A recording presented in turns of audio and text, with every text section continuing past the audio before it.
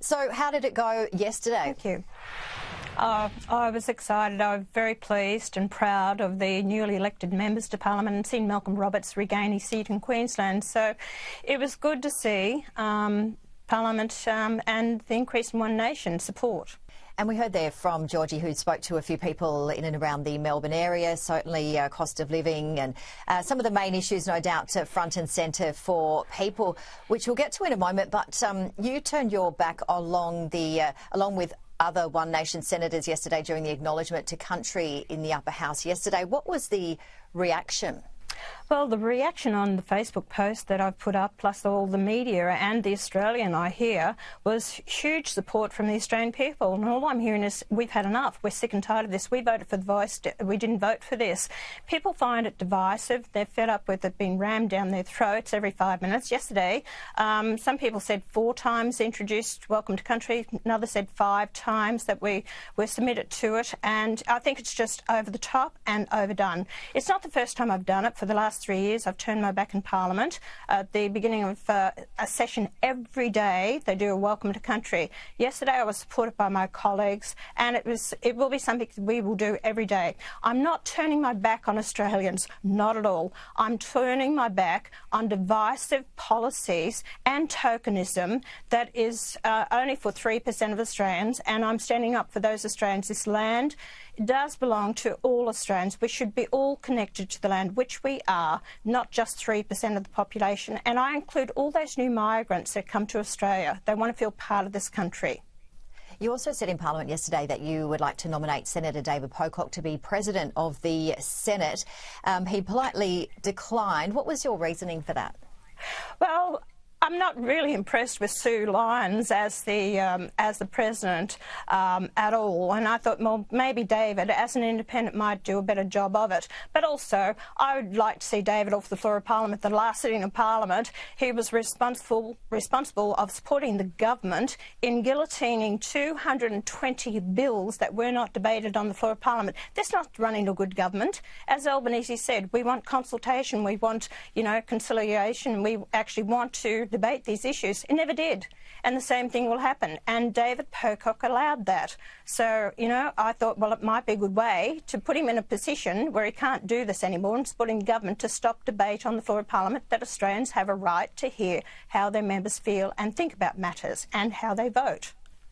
And also, we just heard Education Minister Jason Clare talking about cutting off funding for people in the childcare sector that don't meet the minimum standards. Of course, we've all heard the absolute devastation with young children of late in childcare centres, and that will be front and centre, Pauline Hanson, as you well know, in Parliament this week. We've spoken to numerous experts in the past week or so about the fact that this is not good enough for our most vulnerable. The Royal Commission into Sexual Abuse 10 years ago, still not enough done. What will you be pushing for in Parliament? What do you want to see done? There has to be a national register of everyone who works in childcare centres. It's not good enough what has happened. Parents have a right to know who is actually with their children. Also, what I'd like to see is that childcare is costing Australian taxpayer $15 billion a year. The government wants to open it up to everyone to access it. We can't afford it. What I would like to see is a lot of parents aren't happy with childcare centres, what they teach their kids, what they're led, what they're taught. We haven't seen Welcome to Country in these childcare centres. It's just ridiculous. A lot of parents, I believe, that the money should follow the parent. If the parent actually wants to get a family member or the grandparents or someone else to look after the child, so they should. You should not be forced into childcare centres. Another that I hear from parents is to go into a childcare centre, you are forced to immunise your children.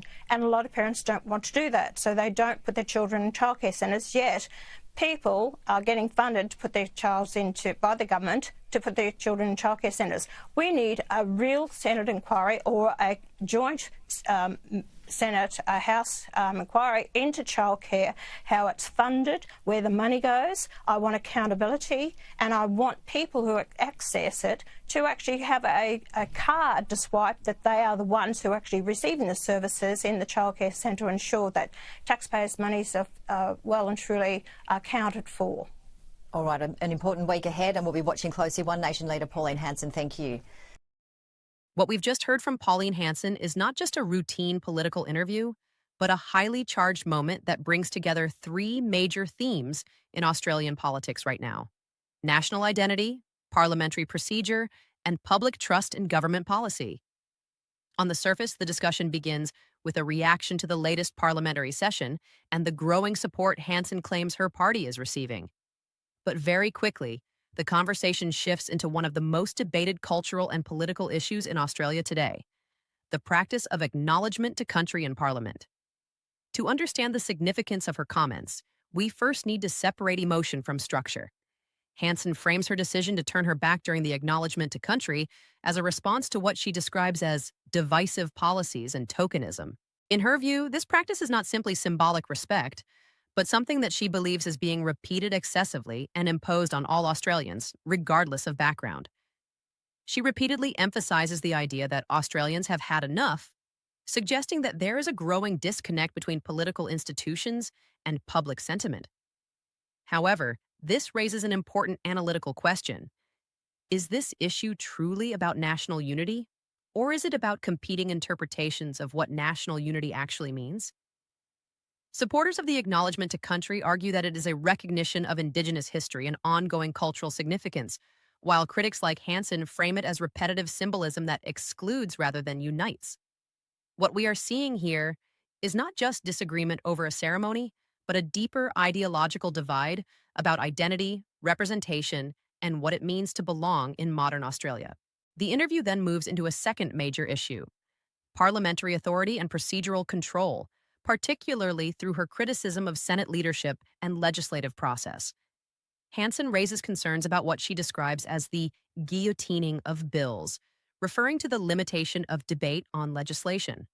Her argument is that this reduces transparency and prevents proper parliamentary scrutiny. From her perspective, this weakens democratic accountability because elected representatives are not given enough opportunity to debate and represent public concerns. This part of the discussion is important because it highlights a broader tension in parliamentary systems: efficiency versus debate. Governments often use procedural mechanisms to pass legislation quickly, especially when managing large legislative agendas. However, critics argue that this can come at the cost of democratic discussion. Hanson positions herself firmly on the side of extended debate and public visibility, suggesting that Australians deserve to see how decisions are made, not just the final outcome. Then the conversation shifts again, this time toward internal political dynamics and party leadership structure. Although it is framed as a discussion about another senator, it indirectly raises a much larger question about One Nation itself: how centralized or decentralized the party actually is. Hanson rejects the idea that she has taken control, instead framing her role as corrective leadership in response to declining electoral performance. She uses the drop in vote share as justification for structural changes, presenting it as a matter of accountability rather than authority. This is a key political moment in the interview because it exposes a common challenge in personality-driven political parties. When a party is closely associated with one dominant figure, questions inevitably arise about internal democracy versus centralized control. Hanson attempts to balance this by emphasizing that she has not taken over, while simultaneously asserting her role as president and decision-maker. That dual framing creates a tension that viewers are left to interpret themselves. Finally, the discussion moves into childcare policy, which shifts the focus from political structure to social policy and public spending. Hanson raises concerns about funding levels, regulatory requirements, and parental choice. She argues for increased oversight through a national register of childcare workers and suggests reforms that would allow funding to follow families rather than institutions. Her position reflects a broader political theme: skepticism towards centralized welfare systems and a preference for individual choice and accountability. From a policy perspective, this is where the debate becomes particularly complex. Childcare is not only a financial issue, but also a safeguarding and social development issue. Governments must balance accessibility, affordability, and safety standards, while also responding to concerns from parents about transparency and trust. Hanson's proposal for stricter tracking and alternative funding models reflects one side of this debate, but it also raises questions about implementation, cost, and regulatory oversight. When we step back and look at the full interview, what becomes clear is that this is not just a series of isolated political comments. It is a connected narrative about identity, governance, and trust in institutions. Whether it is the acknowledgement to country, parliamentary procedure, party leadership, or childcare policy, each topic reflects a broader question about how Australians see their government and their national identity evolving. So the key question for viewers becomes this: is this a necessary challenge to political norms in Australia? Or does it reflect a growing polarization over cultural and institutional change? And more importantly, how should democratic systems balance tradition, efficiency, and representation in a way that satisfies such a diverse population? Let us know your thoughts in the comments below.